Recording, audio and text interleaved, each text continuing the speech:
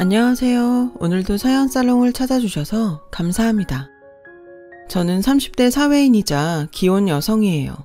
30대 초반 막 결혼에 꼴이 난 새댁이었던 당시의 저에게는 어릴 적부터 품어온 꿈이 하나 있었어요. 그 꿈은 바로 동시통역가였죠.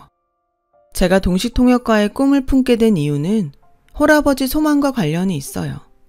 너무 가난했던 탓에 평생을 해외는커녕 제주도도 한번 못 가본 친정아버지는 저만큼은 가난의 그림자 속에서 살지 않기를 바랐어요. 외국도 종종 다니면서 그렇게 살기를 바랐죠. 그런 친정아버지는 저에게만큼은 어려운 집안 사정을 느끼지 못할 정도로 아낌없이 베풀며 공부를 지원했고, 저는 친정아버지의 서름을 저의 삶을 통해서 대신 갚기 위해 동시통역가를 꿈꾸게 되었죠. 동시통역가란 직업활동을 유지하면서도 해외에 나갈 수 있는 기회가 자주 있으니까요.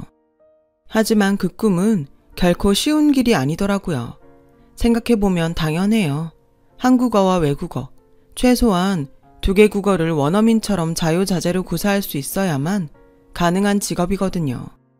격식을 차려야 하는 자리에서의 통역 같은 경우엔 원어민보다 외국어를 훨씬 깊이 이해하고 있어야 하기도 하고요. 특히나 저는 3개 국어를 동시에 구사하는 동시통역가를 목표로 삼았기에 더더욱 험난한 길이었어요.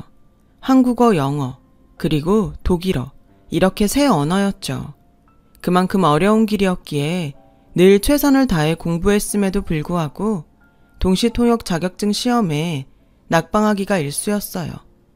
그럼에도 제가 동시통역가라는 꿈을 포기하지 않을 수 있었고, 어려운 시험을 준비하는 와중에 결혼에까지 꼴이 날 수 있었던 이유는 전적으로 남편의 약속과 프로포즈 덕분이었어요. 있잖아 자기야, 남자가 와이프 뒷바라지 하면서 산다고 그러면 사람들이 욕할까? 어딜 가든 꼬인 사람들은 있는 법이니까. 왜 그런 사람들이 있잖아. 부부가 자기들끼리는 좋고 괜찮다는데 옆에서 괜히 배나라 감나라 하는 오지랖들. 그렇구나. 어때? 자기는 괜찮겠어? 글쎄, 무슨 얘기를 하는지를 모르겠는데. 결혼하자고. 응? 자기가 동시통역가의 꿈을 이루는 날까지 내가 남편으로서 뒷바라지 다 해줄게. 약속해. 그니까 나랑 결혼해주라. 일단 앞에 얘기 마무리부터 하면 대답해줄게. 당신이 와이프 뒷바라지나 하는 남편이라고 손가락질 받을까봐 걱정돼? 그 걱정을 안고서도 결혼하고 뒷바라지도 해주겠다는 거야? 그렇다면 좀 감동인데? 좀 많이. 아니, 난 오히려 자기가 욕먹을까봐 걱정되는 건데? 욕을? 내가 왜? 아닌 사람들도 있지만 편견 가진 사람들이 많이들 그러잖아. 뒷바라지는 부인이 남편한테 해줘야 하는 거다. 뭐 그런 편견을 가진 사람 대부분이 자기가 말한 오지랖 많은 사람들이고. 뭐야, 내 걱정이었어? 남편한테 부인 시험 뒷바라지나 시키는 몹쓸 여자라는 욕이라도 먹을까 싶어서?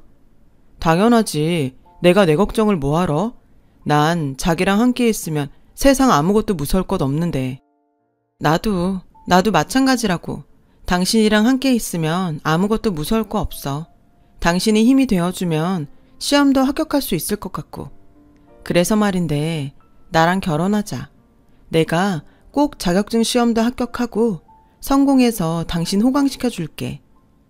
그렇게 저와 남편은 결혼 준비를 시작했어요. 저희는 둘이 함께라면 아무 걱정도 없을 만큼 행복할 줄 알았죠. 남편은 저의 동시통역가 시험을 뒷바라지 하기로 약속했고, 저는 그런 남편을 평생 지켜주기로 약속했으니까요. 그때 저희는 진짜 이 세상에 무서울 것 따위는 전혀 없다고 생각했어요. 하지만 아니더라고요. 주변 모든 사람들이 축복하는 저희 부부의 결혼에 오직 단 한 사람만이 고가운 시선을 보냈죠. 그 사람은 앞으로 계속 문제가 될 시모였어요. 천성이 검소하고 반듯한 남편과는 다르게 부자 갑질이 일상인데다 심성이 배배 꼬이기까지 한 시모. 그런 시모는 결혼을 준비하던 때부터 저를 못마땅하게 여긴 유일한 사람이었어요. 그 이유는 다름 아닌 혼수 때문이었죠. 솔직히 제가 혼수를 부족하게라도 해갔으면 최소한 억울하지는 않겠어요. 친정아버지는 가난할지언정 딸인 저에게만큼은 아낌없이 베푸는 분이라고 했잖아요. 혼수도 마찬가지였어요.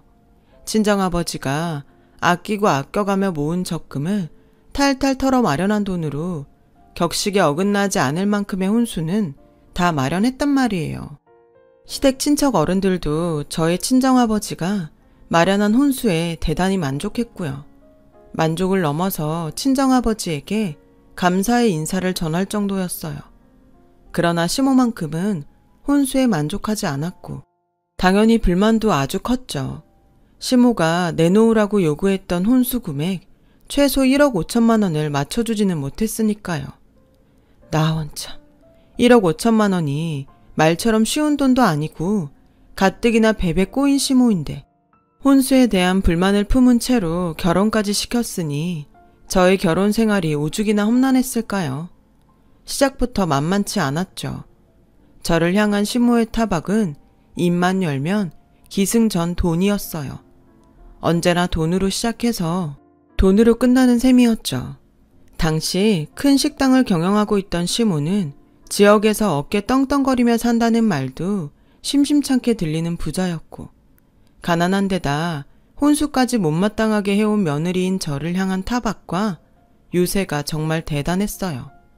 매번 이런 식이었죠. 너 아직도 공부 같은 거 한다면서 동시통역관이 뭐시기니? 암튼 그딴 거 다 쓸데없다. 아니 말로 여자가 배워서 어디다 쓴다던? 예로부터 암탉 울음소리가 담장을 넘어가면 집안이 망하는 법이야. 글쎄요. 제가 동시통역가가 되는 게 집안이 망하는 길은 아닌 것 같은데요. 없는 처지면 자식 교육이라도 힘쓰던가. 사돈은 딸 자식을 어떻게 가르친 거야 대체? 네? 지금 그게 무슨 시어머니한테 버릇없이 따박따박 말대꾸나 해대니 하는 말이다. 그건 어머님이 먼저 제 꿈을 두고 암탉이니 어쩌니 험담을 하니까 그런 거죠. 아 시끄럽고 쓰잘데기 없는 동시통역과 공부니 뭐니 그딴 거 당장에 때려치우고 남의 집 식모살이라도 하니라. 당장 이혼당하기 싫으면 식모살이를 해서라도 결혼할 때 못다 채운 혼수들 마저 채워놓으라는 얘기야. 진심으로요? 세상에 혼수를 1억 5천씩이나 해오는 사람이 얼마나 된다고요. 그럼 시애미가 며느리 따위랑 말장난이나 할 입장이니? 따위라뇨. 저도 사람인데 인격적인 존중은 해주셔야죠. 어머님은 말이 늘 너무 심하다고요. 인격적인 존중? 그런 거 받고 싶으면 당장 나가서 돈 벌어와. 부족한 혼수 채워놓기 전까지는 사람 대접받을 생각 따위는 하지도 말고 정 능력이 안 되면 우리 식당에 와서 허드렛 일이라도 하거라. 화장실 변기도 좀 닦고 음식물 쓰레기도 좀 치우고 시간당 3,500원은 쳐주마. 어머님, 이게 어디서 목소리를 높이기를. 식당에 일자리 마련해 줄 정도면 나만큼 좋은 시어머니 세상에 또 없는 법이야. 일단 그렇게 할 테니 내일부터 출근하거라. 제가 그렇게는 못하겠다고 맞서거나 말거나 시모는 못 들은 채 해가며 쌩하니 자리를 떠버렸어요. 그리고 바로 다음날 아침 시모가 저희 신혼집 앞으로 식자재 운반용 트럭을 대동한 채로 나타나더군요. 그리고는 글쎄 저를 다짜고짜 집에서 끌어내더니 트럭에 싣는 게 아니겠어요? 트럭 뒷자리에 태운 것이 아니고요. 말 그대로 저를 트럭에 실었어요. 시모가 저를 내팽개친 곳이 트럭 짐칸이었거든요. 그렇게 저를 납치하다시피 태운 트럭이 도착한 곳은 역시나 시모의 식당이었어요. 시모는 당황한 제가 미처 정신을 가다듬을 겨를도 없이 변기부터 닦으라며 화장실로 등을 떠밀었죠. 황당했고 수치스러웠어요. 시모의 식당을 돕는 거요. 식당이 어려운 상황이라면 당연히 도와야죠.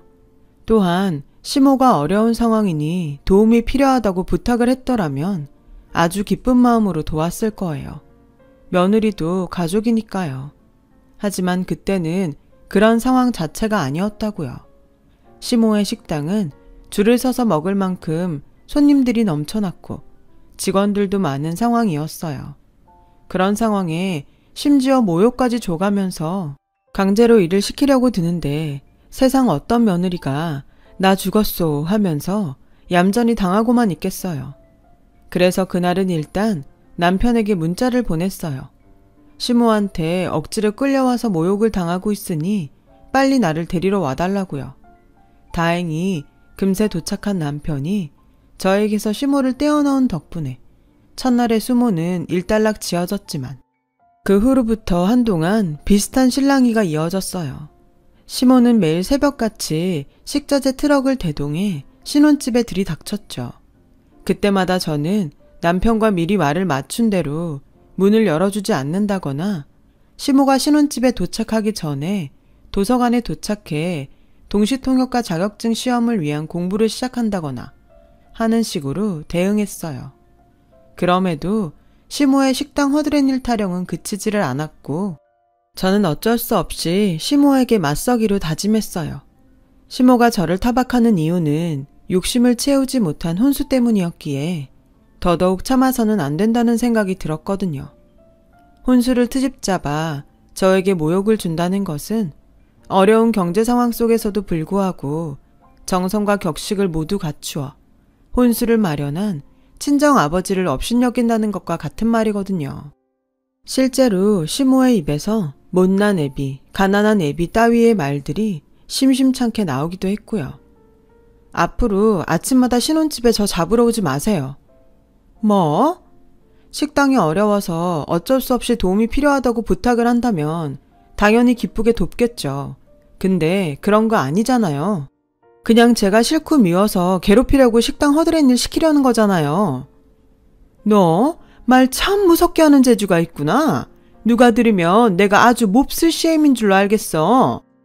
말을 무섭게 하는 재주가 아니라 현실이 그렇잖아요. 어머님 생각이 그렇잖아요. 근데 전 그런 거 싫거든요. 참을 수도 없고 참아서도 안 되는 일이거든요.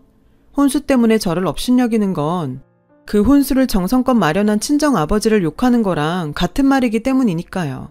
부모 욕 듣고도 가만히 참는 자식이 세상에는 있을지도 모르겠지만 적어도 저는 아니라고요.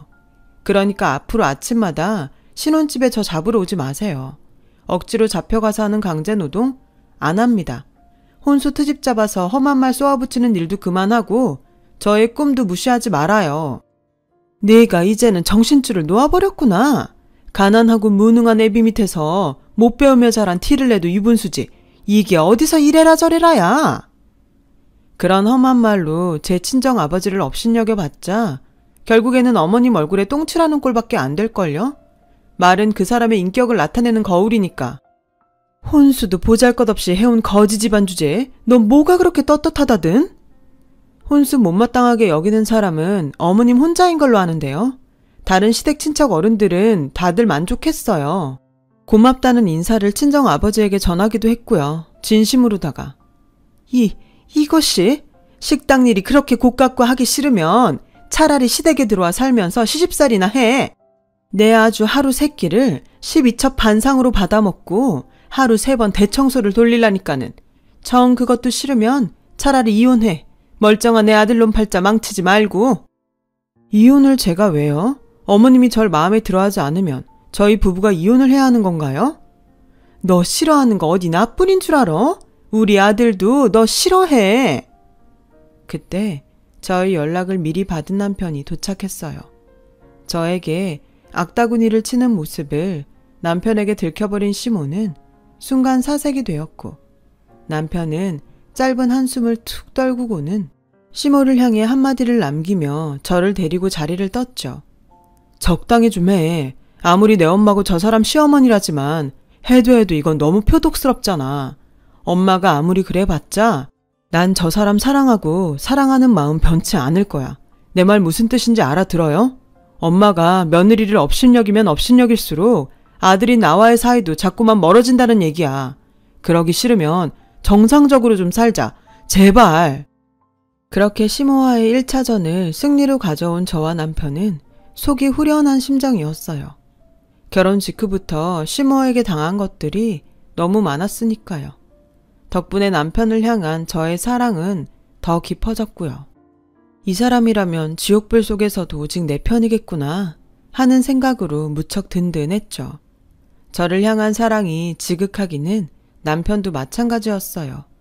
저를 괴롭히기 위해 수시로 접근하는 시모에게 보란듯이 저의 시험 준비를 위한 뒷바라지를 더욱 헌신적으로 이어갔죠. 서로 의지해가며 어려움을 이겨내는 한편 시모와의 접촉을 최대한 줄이는 방향으로 시모와의 불화로부터 벗어나기 위해 노력했습니다. 그러자 시모가 자신의 꼬장이 더 이상 먹히지 않는다는 걸 깨달은 모양인지 한동안 잠잠해졌어요. 이에 저와 남편은 한시름 놓을 수 있었죠. 하지만 한동안 잠잠하게 보내던 시모는 절치부심한 끝에 하나의 수작질을 떠올린 모양이었어요. 저의 길을 꺾어놓은 다음에 시모 마음대로 저를 휘두르기 위한 수작질이었죠. 그 수작질의 시작은 그동안 잘못을 사과할 테니 시댁에 혼자 오라는 시모의 문자 한 통으로부터 시작되었어요. 시모에게서 뜬금없는 사과의 문자를 받은 저는 의문에 사로잡혔어요. 시모가 반성을 했나? 하는 의문이 아니라 이번엔 또 무슨 짓을 벌이려고 이러나? 하는 의문이었죠. 그래서 저는 시모의 문자대로 시댁을 혼자 찾아갔어요. 모르고 당할 바에야 차라리 미리 알아낸 다음에 대비책을 마련해 주자는 생각에서였죠. 물론 어떤 상황이 전개될지 모르니 남편한테 얘기하려 전화를 걸었는데 남편이 전화를 끊지 말고 켜두라고 하더군요. 시모와 저의 대화를 들을 수 있도록요. 시모는 제가 미처 무슨 일인지 묻기도 전에 대뜸 한다는 말이 다름이 아니라 요즘 우리가 많이 소원했잖니? 명색이 며느리와 시댁 사이인데 오며 가며 교류도 뜸했고 그래서 그런가? 내 손입 시누이가 너를 많이 보고 싶어 하더라. 그래서 불렀단다. 시누이요? 친척인가요? 친척은 무슨 네 남편의 친누나야. 남편 외동아들이잖아요. 보면 다 알게 되어 있어. 어디 갔니 해피? 내가 보고 싶어 하던 손아래 동서 왔단다. 그러자 쪼르르 나타나 시모의 품에 안기는 치와와 한 마리. 네, 맞아요. 강아지요. 강아지. 개.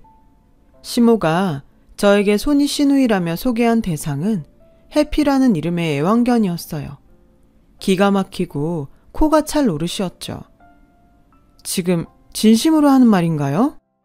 뭘 당황하고 그런다니? 내가 얘를 아기 때부터 벌써 5년째 가족으로 키우고 있어요.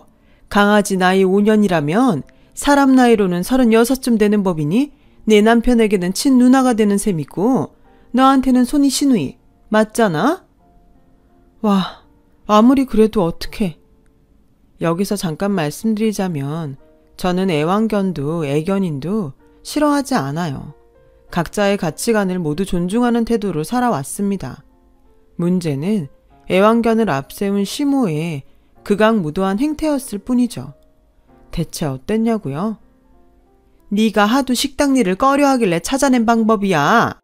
앞으로 매일 끼니 때마다 시댁에 들려서 시누이 밥상 차리거라. 밥상도 차릴 겸 때마다 산책도 시켜놓고 행여나 강아지라고 해서 만만하게 대할 생각은 꿈도 꾸지 말어. 분명히 말하지만 우리 해피는 너의 손이 시누이인 만큼 서운함 없이 깍듯하게 모시거라.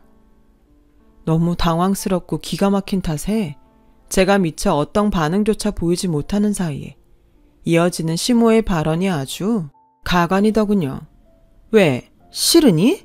식당 일도 곶갑다. 당연히 해야 되는 시누이 대접도 곶갑다. 시댁이 그렇게 매사 곶갑기만 하면 차라리 이혼을 하든가. 너 이혼녀 되기가 무서워서 정 안 되겠으면 결혼할 때 다 헤어지 못한 혼수 삼아서 시누이 앞으로 떡 부러진 집이나 한 채 해놓든가. 다시 말하지만 우리 해피는 너의 손이 시누이야. 당연히 사람 사는 집이어야 한다. 나 이거원 싫다면요. 애완견을 시누이랍시고 깍듯하게 모시고 살기도 싫고 시누이랍시고 사람 사는 집 한 채 떡 하니 해주기 싫다면요. 그땐 어쩔 생각인데요. 시누이가 허락하지 않으면 나 죽고 나서도 너희 부부에게는 유산 한 푼 없을 줄 알아. 뭘 되게 착각하고 있는 모양인데요. 제가 언제 유산 얘기 한마디 입에 올린 적이라도 있나요? 아니잖아요. 애초에 유산 같은 건 관심조차 없었으니까. 그럼 내 유산이라도 받지 않으면 남의 집 귀한 아들을 누구네 친정처럼 평생 가난배기 신세로 만들 작정이라더냐? 입은 삐뚤어졌어도 말은 똑바로 해야죠. 지금 아들 걱정해서 이러는 거 아니잖아요. 며느리 기 꺾어 놓은 다음에 당신 마음대로 이리저리 휘두르려고 수작질 부리는 거잖아. 뭐? 당신? 그래, 당신. 도저히 사람으로 생각해 줄 수가 없는데 그나마 나도 그쪽이랑 똑같은 수준 되기 싫어서 당신 정도로 봐주는 줄이나 알아요. 고맙게 생각하시라고요. 그리고 나도 분명히 말하는데 유산이랍시고 당신 그 더럽고 치사한 돈 받아서 팔자 고칠 생각 따위는 추호도 없어. 유산 운운하면 내가 굽실거릴 거라는 생각은 아주 큰 오산이라고. 난 누가 뭐래도 시험에 붙어서 반드시 내 힘으로 자수성가도 하고 당신 아들 호강시켜주고야 말 테니까. 그러자 한참을 콧방귀나 픽픽 끼어대던 시모가 거만하게 팔짱을 끼며 말을 이었어요. 안 되겠다. 너 시애미가 오늘 버르장머리가 뭔지 제대로 가르쳐주마. 당신 본인부터가 버르장머리 없으면서 누가 누구한테? 바로 그때 저에게 아주 든든한 지원군이 나타났어요. 저의 남편이었죠. 휴대전화를 통해 시모의 악다구니를 고스란히 전해들으면서 시댁으로 달려온 남편은 아무 말 없이 저를 꼭 끌어안아 주었어요. 그리고는 저의 손을 붙잡고 시댁의 현관을 향해 걸음을 옮겼어요. 당황한 시모가 급히 남편의 앞을 막아섰지만 남편이 제 편이라는 사실은 달라지지 않았죠. 너 지금 이게 무슨 짓이니? 앞으로 엄마 안 보고 살 작정이야? 이러지 않으면 내가 무슨 용기로 엄마 얼굴을 보면서 더 살아야 할까? 엄마가 앞으로 어떤 짓을 더 벌일지도 모르는데. 그러니까 애초에 내가 이 결혼은 안 된다고 했잖아. 착각하지 말아요. 엄마도 가족이지만 이 사람도 나한테는 가족이야. 지금처럼 어쩔 수 없이 둘 중 하나를 선택해야 하는 상황이라면 난 당연히 이 사람이라고. 그놈의 혼수. 돈 욕심 때문에 며느리한테 칼춤이나 쳐대는 사람하고는 앞으로 마주치는 일 없었으면 좋겠는데 그렇게 해줄 거죠? 곧장 시댁을 떠나며 저와 남편은 시모와 의절했고 의절 후 한동안은 무척이나 평온한 날들을 보냈어요. 남편은 장인어른에게 늘 깍듯했고 저의 시험 준비도 옆에서 잘 도왔습니다. 저는 남편의 뒷바라지와 친정아버지의 보살핌 덕분에 공부에 매진할 수 있었고요.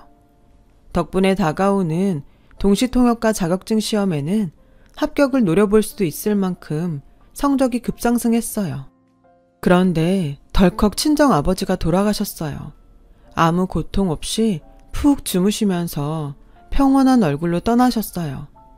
친정아버지가 평생을 올바르게 살아온 덕분에 장례식장은 첫날부터 인산인해를 이루었고 저는 고통 없이 떠나셨으니 그래도 다행이라며 스스로 위로했지만 동시통역과의 꿈을 이루는 모습을 친정아버지에게 보여주지 못했다는 서름이 마음 가득했어요. 그런 저의 마음을 알고 있던 남편은 한시도 제 곁을 떠나지 않더라고요.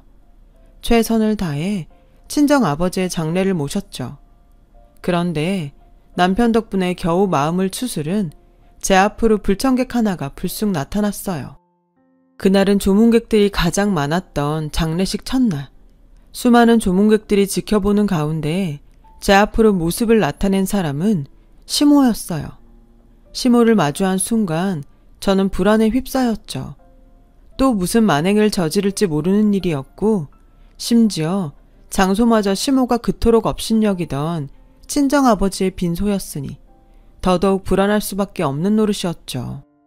하지만 저의 걱정은 금세 수그러들었어요. 시모가 아주 정갈한 상복 차림으로 나타났기 때문이었어요. 왜 그런 말도 있잖아요. 아무리 험악한 사이라도 장례식과 같은 자리에서 때로는 기적 같은 화해를 이루는 경우도 있다는 말이요.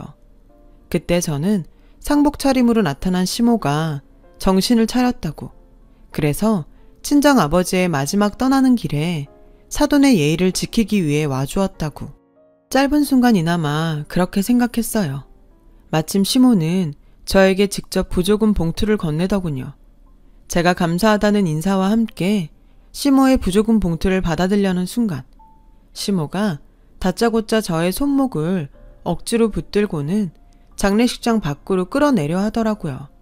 그러면서 하는 말이 내 시누이가 임종했으니 시누이 장례식장에 와서 손님들 수발이나 좀 거들어.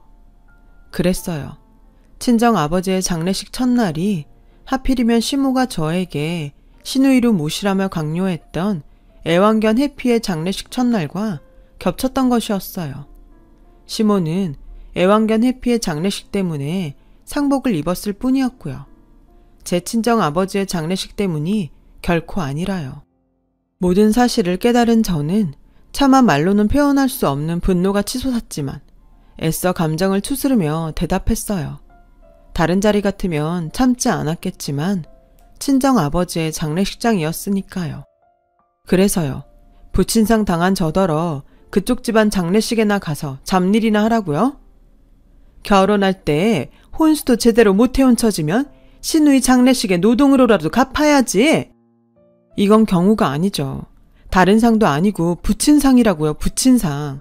하다못해 사람 장례식이 겹쳤다고 해도 부친상 상주를 포기하라는 건 있을 수도 없는 얘긴데 심지어 그쪽 장례식은 애완견 장례식이라면서요. 이게 말이 되는 소린가요 지금? 그깟 가난배기 장례식 따위가 뭐가 중요하다고. 나한테는 우리 해피 장례식이 더 중요하니 조용히 따라오기나 해.